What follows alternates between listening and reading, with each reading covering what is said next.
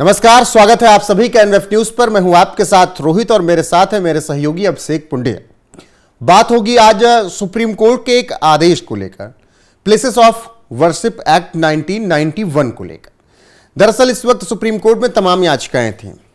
मुस्लिम पक्ष का कहना था अयोध्या, मथुरा, काशी की बात जो थी वो ठीक है, लेकिन इसके अलावा हर जगह प्लेसेस ऑफ वर्शिप एक्ट लागू किया जाना चाहिए। और हिंदू पक्ष का ये याचिका दायर की गई थी कि प्लेसेस ऑफ वर्शिप एक्ट को रद्द कर दिया जाए, ताकि जहां पर हिंदू मंदिर पहले थे, जहां पर आक्रांताओं ने मस्जिद बना दिए, उन मस्जिदों पर दावा ठोककर फिर से अपने हिंदू मंदिरों को वापस लिया जा सके। आज इसी पर सुप्रीम कोर्ट ने बहुत बड़ा फैसला एक तरीके से दिया है। सबसे पहले पूरी अब गेंद नरेंद्र मोदी के पाले में डाल दी, मतलब सरकार के पाले में। अब सरकार सबसे पहले जवाब दे, उसके बाद प्लेसेस ऑफ वर्शिप एक्ट 1991 को लेकर सुनवाई होगी। साथ ही इसके अलावा सुप्रीम कोर्ट ने यह भी कहा है कि किसी भी नई मंदिर मस्जिद विवाद में अभी कोई सुनवाई नहीं होगी, और इसके अलावा जो सुनवाई लोअर कोर्ट्स में चल रही हैं वहां पर भी कोई फैसला अगले आदेश तक जारी नहीं किया जा सकेगा। अक्षय, इस तरीके से अब पूरी तरीके से अब खेल केंद्र सरकार के पक्ष में है। क्या लग रहा है प्लेसेस ऑफ वर्शिप एक्ट को लेकर? देखिए, सुप्रीम कोर्ट में जो याचिका ये लगाई गई, 6 लोगों ने याचिका लगाई है। इसका विरोध भी सुप्रीम कोर्ट के बाहर जो और पार्टियां उन्होंने भी किया, उनके भी नाम बताऊंगा कि किस पार्टी ने की है। लेकिन मंशा मुझे, अगर मैं पर्सनल लेवल पर रोहित बताऊं तो मंशा मुझे सरकार की ठीक नहीं लग रही है, क्योंकि अक्टूबर 2023 में ये जवाब मांगा गया था। ये जो मामला, ये जो याचिका दाखिल हुई थी, इस पे जवाब देने के लिए कहा गया था सुप्रीम कोर्ट की तरफ से केंद्र सरकार को। जबकि गौर करिएगा बात पे, जबकि केंद्र सरकार ने खुद कहा था कि हमें इस मामले में पार्टी बनना है। जो 6 लोग थे जिन्होंने याचिका लगाई, एक पार्टी वो थी, एक पार्टी सुप्रीम कोर्ट सुनवाई कर रहा था, 2 लोगों के बीच ये वार्तालाप होना था। लेकिन केंद्र सरकार की तरफ से कहा गया कि हमें इसमें पार्टी बनना है। पार्टियों ने बनाया गया। अक्टूबर 2023 में कहा गया कि आप अपना जवाब दाखिल करिए कि आप क्या कुछ इस मसले पर सोचते हैं। तो अक्टूबर 2023 से दिसंबर 2024 आ चुका है, आधा दिसंबर भी जा चुका है, साल भर से ज्यादा का वक्त बीत चुका है। केंद्र सरकार अब तक अपने जवाब का हलफनामा दाखिल नहीं कर पाई है। क्यों नहीं दाखिल कर पाई है? क्या केंद्र सरकार के पास इतना वक्त नहीं है, या फिर केंद्र सरकार की मंशा ऐसी नहीं है कि वो इस मामले में उसे कह तो दिया कि मुझे पार्टी बननी है, लेकिन परिणाम क्या कुछ होंगे उन्हें देखते हुए डर रही है। क्या वो जो कीड़ा है सेक्युलरिज्म का, वो केंद्र सरकार के भीतर भी चला गया? क्योंकि खुलकर पसमानदा की बात प्रधानमंत्री मोदी करते हैं। अब इस मंशा को रोहित 2 घटनाओं से जोड़िए। पहली बात तो ये प्लेसेस ऑफ वर्शिप एक्ट 1991 में ही क्यों लाया गया? 47 में देश आजाद हुआ, उससे पहले से राम मंदिर का विवाद चल ही रहा था, इसी वजह से उससे पहले था। तो 1991 में ही क्यों लाया गया? क्योंकि उस वक्त तो तमाम ये हुआ है ना कि तमाम मस्जिदों पर दावा ठोका जाने लगा, फिर कांग्रेस को लगा। 1991 में जो लोकसभा का चुनाव हुआ, उसके कांग्रेस पार्टी ने अपने घोषणा पत्र में यह कहा था कि अगर हम चुनाव जीतते हैं तो हम एक ऐसा कानून बनाएंगे जिसके बाद ये जो मंदिर मस्जिद का विवाद है जगह जगह ये नहीं होगा। बम्पर वोट मुस्लिमों का मिला। वोट मिलने के बाद प्रचंड बहुमत मिला, सरकार में आए और उन्होंने वर्शिप एक्ट 1991 बना दिया। कांग्रेस पार्टी ने, केंद्र सरकार ने। लोग इसे काला कानून भी कांग्रेस पार्टी का कहते हैं। सुप्रीम कोर्ट के वरिष्ठ वकील अश्वनी उपाध्याय ने मेन याचिकाकर्ता जो हैं वो इसमें है। उनका ऐसा कहना है कि जो आर्टिकल 25 और 26 संविधान में लिखा हुआ है, जिसमें पूजा करने का, हमारी पूजा पद्धति क्या है, कैसे पूजा करें, कहां पूजा करें, उसकी जो स्वतंत्रता हमें दी गई है, जो हमारा अधिकार है, उसका साफ तौर पर उल्लंघन है और ये वर्शिप एक्ट 1991 रद्द होना चाहिए, ऐसा इसमें मांग की गई है। सुब्रमण्यम स्वामी जो इसमें याचिका करता है, उन्होंने सिर्फ शाही ईदगाह और मथुरा के लिए कहा है, शाही ईदगाह मथुरा और आपका ज्ञानवापी काशी, इन 2 मामलों के लिए कहा है। लेकिन अश्वनी उपाध्याय का ऐसा कहना है कि यह कानून ही असंवैधानिक है, इसे रद्द कर दिया जाना चाहिए। अब कानून कौन रद्द करेगा? कानून रद्द तो सुप्रीम कोर्ट तो रद्द नहीं करेगा। सुप्रीम कोर्ट क्या होगा, सुनवाई करेगा। अगर उसे लगेगा कि वाकई में संवैधानिक अधिकारों का यह हनन हो रहा है तो वो कुछ शर्तें लगा सकता है, कुछ उसमें से धाराएं हटा सकता है। हटाने का आदेश तो नहीं दे सकता, हटाने के लिए कह सकता है केंद्र सरकार को, क्योंकि कार्यपालिका में और न्यायपालिका में सीधा टकराव की बात हो जाएगी। बिल्कुल वही है कि केंद्र सरकार के पाले में अब पूरी तरीके से खेल है। केंद्र सरकार इस पर कब जवाब दाखिल करेगी, हालांकि सॉलिसिटर जनरल तुषार मेहता ने कहा कि बहुत जल्द हलफनामा हम दाखिल कर देंगे।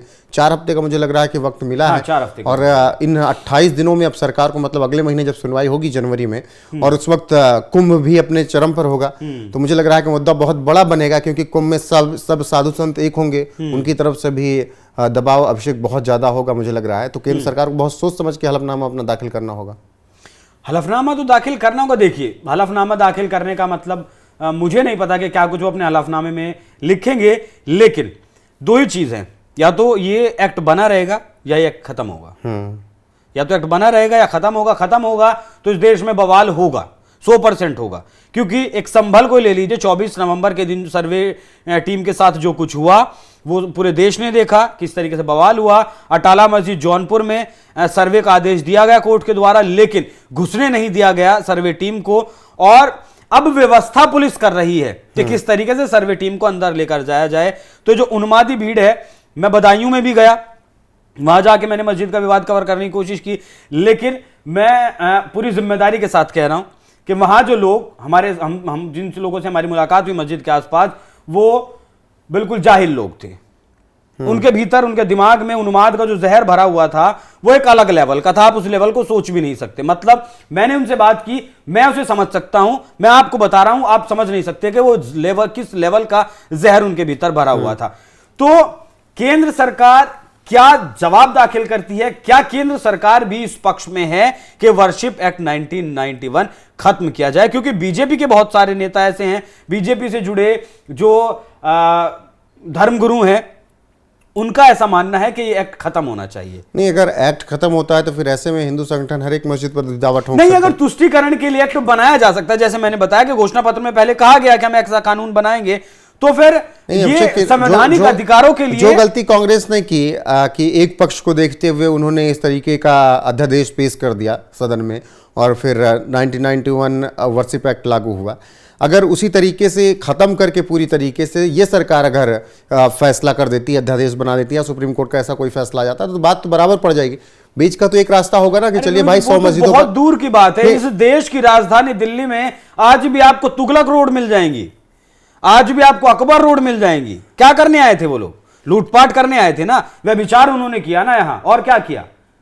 नहीं, वो तो बात है कि एक वक्त था जो आक्रांताओं का यहाँ पर महिमा मंडन किया गया। कुछ ऐसे शिक्षा मंत्री रहे, कुछ ऐसे इतिहासकार रहे जिन्होंने आक्रांताओं का महिमा मंडन किया, इसमें कोई दो राय नहीं। और अगर जब कहा जाता है कि इस देश को उन आक्रांताओं ने पढ़ने का, खाने का और पहनने की तमीज़ सिखाई, तो मुझे बस यही बात कहनी कि आज भी अगर वो गधे भून कर खा रहे हैं तो पहले अपनी वो लोग सीख लेते।